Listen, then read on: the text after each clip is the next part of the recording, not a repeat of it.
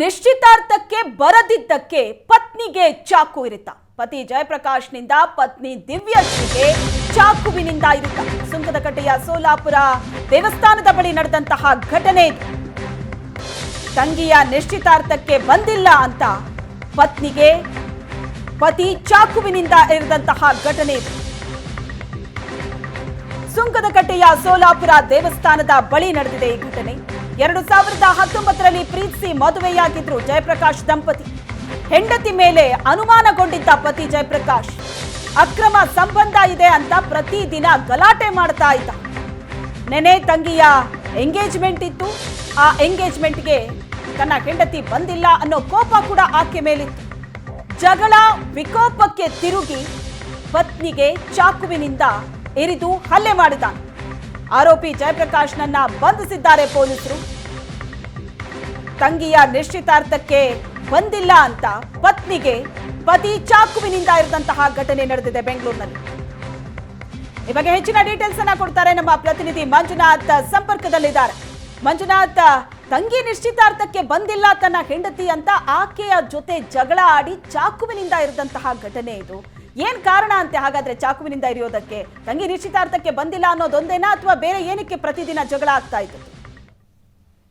ಶ್ವೇತಾ, ಹೌದು. ಪ್ರಮುಖವಾಗಿ ಈ ಒಂದು ಘಟನೆಯನ್ನು ನಿನ್ನೆ ಬೆಳಗ್ಗೆ ಬಂದಿರ್ತಕ್ಕಂಥ ಪ್ರಮುಖವಾಗಿ ಏನು ಜಯಪ್ರಕಾಶ್ ಏನಿದ್ದಾರೆ ಮತ್ತೆ ಈಕೆ ಅಂದ್ರೆ ದಿವ್ಯಶ್ರೀ ಏನಿದ್ರೆ ಇವ್ರಿಬ್ರು ಕೂಡ 2019ರಲ್ಲಿ ಪ್ರೀತಿಸಿ ಮದುವೆ ಆಗ್ತಾರೆ. ಬೆಂಗಳೂರಿಗೆ ಅಲ್ಲಿಂದ ಅಂದ್ರೆ ಅವರ ಹುಟ್ಟೂರು ದಾವಣಗೆರೆ ಇರುತ್ತೆ, ಅಲ್ಲಿಂದ ಇಲ್ಲಿ ಬ್ಯಾಂಗ್ಳೂರಿಗೆ ಬಂದಿರ್ತಾರೆ. ಬ್ಯಾಂಗ್ಳೂರಲ್ಲಿ ವಾಸ ಇರ್ತಾರೆ.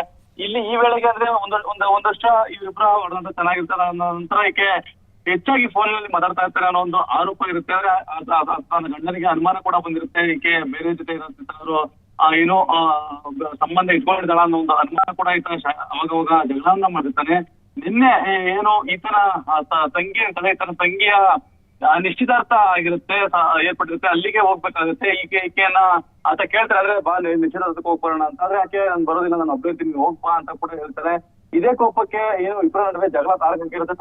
ನಂತರ ಚಾಕುವನ್ನ ತೆಗೆದುಕೊಂಡು ಇಂಥವನ್ನ ಮಾಡಿದಾನೆ. ಅದು ಅದೃಷ್ಟವಶಾತ್ ಅವಳ ಕಾಲಿಗೆ ಚುಚ್ಕೊಳ್ಳುತ್ತೆ.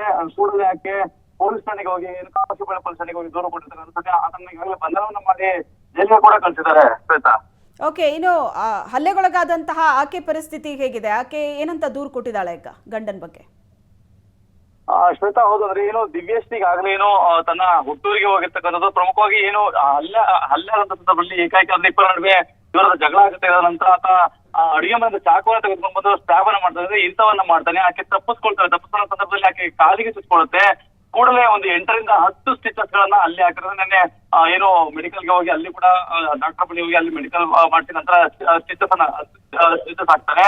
ಇದಾದ ನಂತರ ಆಕೆ ಏಕಾಏಕಿ ಠಾಣೆಗೆ ಹೋಗಿ ಅಂದ್ರೆ ಕಾಮಾಕ್ಷಿಪಾಳ್ಯ ಪೊಲೀಸ್ ಠಾಣೆಗೆ ಹೋಗಿ ಅಲ್ಲಿ ದೂರನ್ನ ಕೊಟ್ಟ ನಂತರ ಈ ರೀತಿಯಾದಂತ ನನ್ನ ಮೇಲೆ ಆಗಾಗ ಅನುಮಾನ ಕೂಡ ವ್ಯಕ್ತಪಡ್ತಾರೆ. ನಿನ್ನೆ ಈ ರೀತಿ ಘಟನೆ ಆಗಿತ್ತು ಅಂದ್ರೆ ಏನು ನಿಶ್ಚಿತಾರ್ಥ ಇತ್ತು. ಈ ನಿಶ್ಚಿತಾರ್ಥಕ್ಕೆ ನಾನು ಬರ್ಲಿಲ್ಲ ಅಂತ ಹೇಳಿದ್ರೆ ನನ್ನ ಮೇಲೆ ಹಲ್ಲೆಯನ್ನ ಮಾಡಿರ್ತಕ್ಕಂಥ ಮತ್ತೆ ಜೊತೆಗೆ ಚಾಕುವನ್ನ ತೆಗೆದುಕೊಂಡು ಹಿಡಿತವನ್ನ ಮಾಡಿರ್ತಕ್ಕಂಥ ಅನ್ನೋ ಒಂದು ನಿಟ್ಟಿನಲ್ಲಿ ಕೂಡ ದೂರನ್ನ ಕೊಟ್ಟಿರ್ತಕ್ಕಂಥ ಸದ್ಯ ಘಟನೆ ಸಂಬಂಧ ಈಗಾಗಲೇ ಏನು ಕಾಮಾಕ್ಷಿಪಾಳ್ಯ ಪೊಲೀಸ್ ಠಾಣಾಧಿಕಾರಿ ಈಗಾಗಲೇ ಆರೋಪಿಯನ್ನ ಬಂಧನ ಮಾಡಿ ಜೈಲಿಗೆ ಕಳಿಸಿರ್ತಕ್ಕಂಥ. ಶ್ವೇತಾ, ಥ್ಯಾಂಕ್ ಯು ಮಂಜುನಾಥ್ ನಿಮ್ಮೆಲ್ಲ ಡೀಟೇಲ್ಸ್ಗೆ.